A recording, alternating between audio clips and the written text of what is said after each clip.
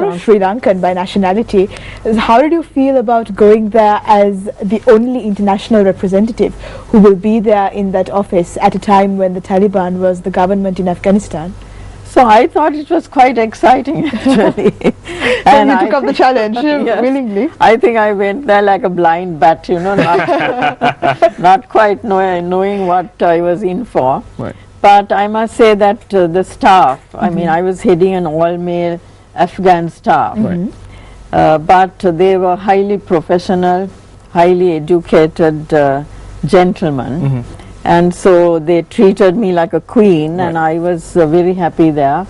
And I must say that we were able to achieve quite a lot for women and children. And actually at that time, I felt that UNICEF was like a lifeline for women and children. Right. Now, from the excerpt that you just read from your book, now that sounds like a very intense situation that you went through.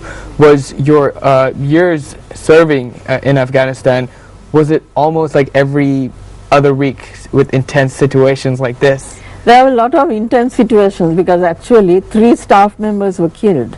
Okay. So, of course, on that occasion when UN staff were killed, we were evacuated. Right. And even the evacuation was, you know, as the mob was getting closer to us, we were evacuated. So that was quite tense. There were many tense situations.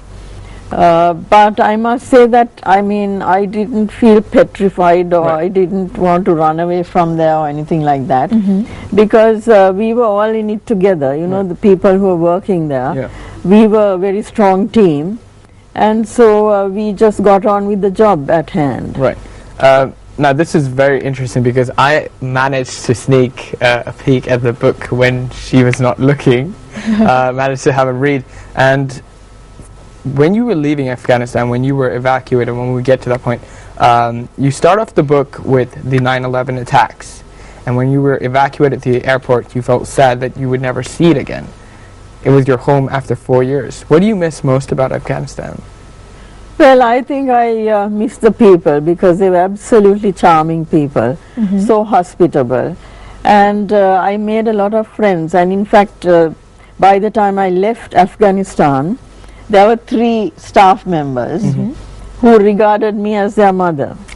So I have 3 sons who are Afghans, and they still communicate with me. They send me mother's cards. And so I must say that the bonds that I had with the people of Afghanistan were very strong. And I think we have to make that difference very clear, because although the Taliban did rule Afghanistan at the time, they were not really the majority of the Afghan people, were they? Absolutely. And how did you find the Afghan people in general, besides the government that they had?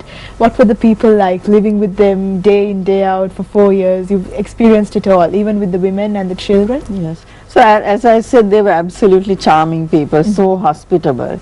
And actually my heart went out to them because they had suffered so much. You know, repeated tragedies, you know, where their houses were bombed, their relatives were killed, some children had seen their parents getting killed before their very eyes. Then there were so many little children without limbs.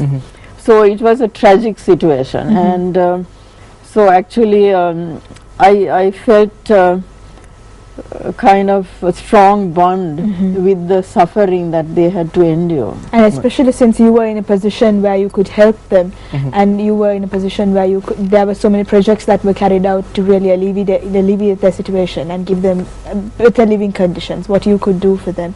But when it comes to your experiences with the Taliban, now that's what you've documented in your book, Facing the Taliban, as well. Let's speak about that. I mean, what was it like Jason mentioned, that sort of government, because the UNICEF at the end of the day is an intergovernmental organization.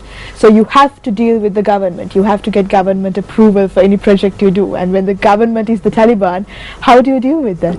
So actually at first the Taliban got a shock when they saw me because they didn't expect UNICEF to send a woman.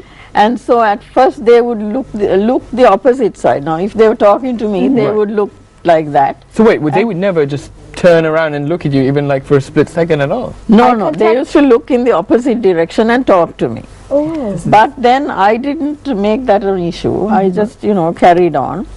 And gradually they became friends, and they even used to shake my hand. Oh, wow. Yes. So throughout the times that you would negotiate with them, you managed to somehow make them your friends in the end. That is Yes. amazing. Now, I understand that there was one situation where you had to negotiate a ceasefire between the Taliban. How did that go? Because for me, if I was someone negotiating with the Taliban, I'll just be scared out of my wits. For someone like you to go in there and kind of negotiate, saying, please stop the fire, so because you had to aid the people in that war-torn Yeah, area. we were carrying out a polio vaccination Right. campaign. So actually the polio vaccination campaign was the reason to have a ceasefire, so Right. that all the children, 4.5 million children in Afghanistan, Okay. could be vaccinated against polio. Okay. So that was the reason, and it was a very formal procedure, where a letter was written by the UNICEF representative and the WHO representative, which I had to carry Okay. and hand over to the Ministry of Foreign Affairs and explain to them the reason why we wanted a clear ceasefire Right. for 2 weeks. Okay. So that letter was then sent to the head of the Taliban, Mullah Omar, Okay. and then of course they asked us to do so many things, like announcing the ceasefire from the other side over BBC and Right. so many things like that, which we did. But because the reason for the ceasefire was the immunization of children, Right.